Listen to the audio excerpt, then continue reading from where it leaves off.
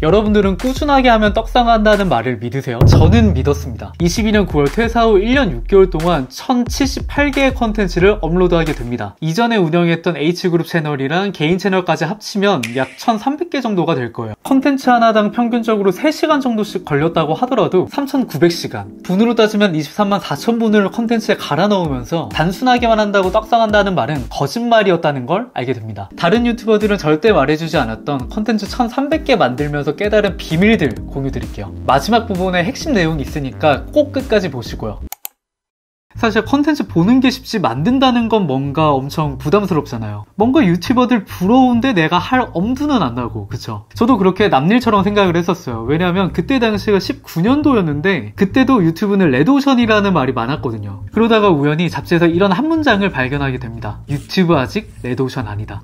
그러면 나도? 라는 생각이 들면서 찍먹을 한 번쯤 해보고 싶은 거예요. 근데 사실 여러분들도 공감하실 거예요. 주제를 잡는 게 가장 어렵잖아요. 내가 뭘 할 수 있는지에 대한 아무런 생각이 되어 있지 않다 보니까 그렇게 결심만 하고 6개월이라는 시간이 흘러가게 됩니다. 근데 시간이 지나면 지날수록 준비는 무슨 아무것도 안 하는 제 자신을 발견하면서 이러다가 아무것도 안 되겠다 라는 생각이 드는 거예요. 그래서 눈 딱 감고 제가 그때 당시에 취미로 하고 있던 게임을 주제로 유튜브를 시작하게 됩니다. 이 5분짜리 영상 만드는데 한 5시간? 7시간 정도가 걸렸던 것 같아요. 이 영상인데, 안녕하세요, 쏭군입니다. 오늘은 글로벌 출시 기념으로 충격적이죠. 어땠을까요? 우리가 막 상상하는 것처럼 유튜버의 삶을 살고 새로운 삶이 펼쳐졌을까요? 기대 안 하는 척은 했지만 사실 그런 걸 기대하긴 했었어요. 떡상하면 어떡하지? 근데 내가 고생했던 영상에 아무도 관심을 가져주지 않는 거예요. 그래서 하나 올리고 2개 올리고 하는데 반응이 제가 생각했던 거랑 너무 다르다 보니까 알고리즘이 내 영상을 못 찾나? 이거 오류인가? 막 이런 생각이 드는 거예요. 그 와중에 저보다 늦게 시작했던 채널이 저를 앞질러 가기도 하고 나보다 별로 재미없는 것 같은데 더 빠르게 성장하는 채널들을 보면서 현타가 오기 시작합니다. 근데 이걸 어떻게 해야 될지 모르겠는 거예요. 왜냐면 그때 당시에는 유튜브에 대한 방법론 이런 정보들이 아무것도 없다 보니까 우연히 찾게 된 성공한 유튜버들의 강연이나 세미나 영상들을 봐도 취미로 하던 것들을 유튜브에 하다 보니까 어느 순간에 떡상하게 됐다, 이 정도 말밖에 없었거든요. 그래서 알고리즘이라는 건 철저하게 운의 영역이고, 알고리즘에 내 채널이 발견되기 위해서는 나는 꾸준하게 올리는 것밖에 방법이 없다고 생각을 했어요. 그렇게 무지성으로 약 100개 정도의 컨텐츠를 업로드하게 됩니다. 그런데도 평균 조회수는 도대체가 안 느는 거예요. 솔직하게 조금 짜증나더라고요. 그래서 친분이 있던 유튜버한테 물어봤어요. 그 친구가 그때 당시에 18,000명 되는 채널이었는데, 내 채널 알고리즘만 타면 떡상할 것 같은데 충분히 퀄리티도 괜찮은데 왜 이렇게 안 뜰까요? 근데 저한테 이 한마디를 하는 거예요. 영상이 재미없어서 그래요.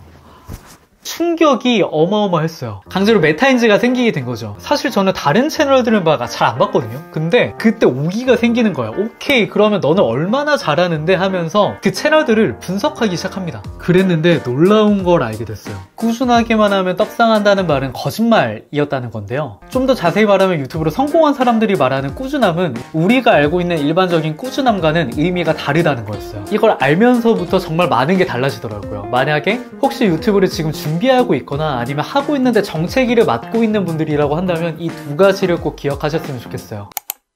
사실 우리가 생각을 했을 때 꾸준하게 올리면 언젠간 떡상하겠지라고 생각을 하잖아요.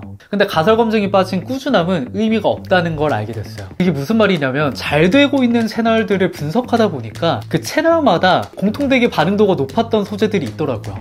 그게 사람들이 보고 싶어하는 트렌드였던 거죠. 예를 들면 지금 듄2가 인기가 많잖아요. 그랬을 때 내가 영화 채널을 하고 있다고 한다면 듄을 다뤄야지, 갑자기 10년 전에 내가 좋아했던 내 최애 영화를 다룬다고 하면 내 콘텐츠를 원하는 사람이 얼마나 될까요? 사실 그렇게 많지는 않을 거예요. 그쵸? 우리는 보통 내가 하고 싶은 걸 하는데 그게 아니라 지금 유튜브에서 트렌드가 뭐지? 사람들이 궁금해하는 게 뭐지를 파악하고 그거를 내 채널에서도 잘 될까? 가설을 세우고 검증하는 걸 반복하는 꾸준함이 필요하다는 걸 알게 됐어요. 내가 아무리 그렇게 해도 반응도가 없었던 이유는 나는 내가 하고 싶은 것만 하는 가설 검증에서의 꾸준함이 없었기 때문이란 걸 알게 됩니다. 탄탄한 팬층이 있는 채널은 일관성이 있다는 걸 발견하게 됩니다. 좀 더 정확하게 말하면 주제와 메시지에서 일관성이 있었다는 거예요. 막 단순하게 영상 꾸준히 올린다고 이 사람 꾸준하게 올리네, 열심히 하네, 응원해야겠다 막 이런 게 아니라 내가 컨텐츠에서 일관된 주제로 일관된 메시지를 지속적으로 공유를 했을 때 그거에 관심 있는 사람들이 모이고 나를 응원하게 된다라는 말이었어요. 예를 들면 자기개발 1타 유튜버죠. 드로우 앤드류님 같은 경우에 자기개발을 주제로 좋아하는 일로 행복하게 일한다라는 메시지를 정말 일관되게 전달을 해오고 있어요. 그 메시지에 공감한 사람들이 한 명, 두 명씩 모이면서 결국에 지금 70만 명이 모이게 된 거고요. 근데 이걸 좀 더 쉽게 생각을 해보면 사람도 똑같더라고요. 이 말했다 저 말했다 말을 바꾸는 사람이랑 일관된 말을 하는 사람, 어떤 사람이 더 신뢰도가 높고 매력적인 사람이 될까요? 바로 후자겠죠. 수십 개의 채널을 분석하면서 알게 된 건 유튜브도 사람도 결국에 일관성이 있을 때 매력적이라는 거였어요. 탄탄하게 성장해 나가고 있는 채널들의 공통점은 본인의 메시지를 모든 컨텐츠에 녹여내면서 이 메시지에 공감하는 사람들을 모으고 그렇게 입소문을 자연스럽게 만들어가고 있다는 걸 알게 됐어요. 그것도 모르고 저는 하고 싶은 말을 이 컨텐츠에서 저 컨텐츠에서 다른 말을 하다 보니까 쉽지 않을 수밖에 없었던 거죠, 사실. 그렇게 100개 넘는 컨텐츠를 만들면서 수많은 시행착오와 비효율을 경험했지만 전략적인 꾸준함에 대해서 알게 됐고 이거를 저한테 적용하기 시작했어요. 감사하게도 제 채널은 약 4만 명을 달성하게 됐습니다. 그렇게 알게 된 꾸준함 3가지를 퇴사한 다음 커밍썬 유튜브 인스타에 적용해 나가고 있는데 놀랍게도 1년 6개월 만에 총 8만 명의 구독자와 팔로워 분들이 함께 해주고 계세요. 덕분에 정말 많은 기회들이 찾아오고 있어요. 예전에는 상상만 하고 꿈만 꿨던 원하는 시간, 원하는 장소에서 노트북 하나로 일하는 삶을 만들어 나가고 있고요. 다양한 강연이랑 협업 제안들이 오면서 제가 원하는 작업을 선택하기도 합니다. 정말 감사한 일이죠. 저와 함께 해주시는 여러분들 덕분입니다.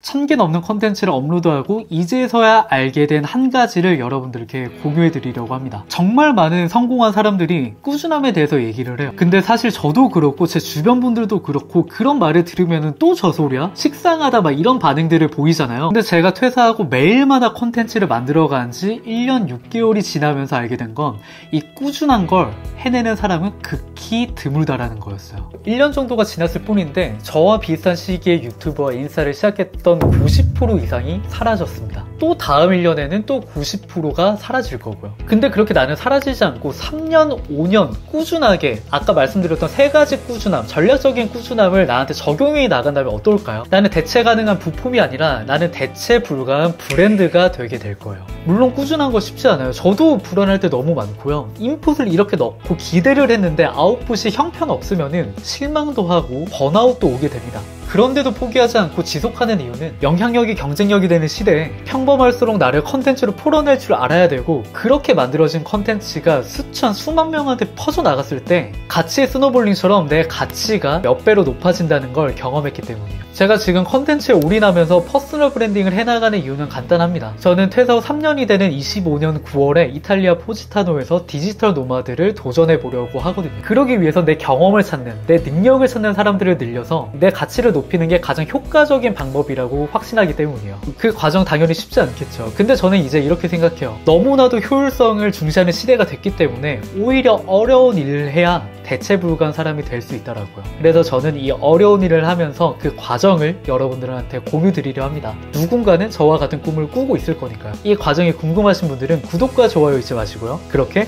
내가 주인공이 되는 시간이 커밍손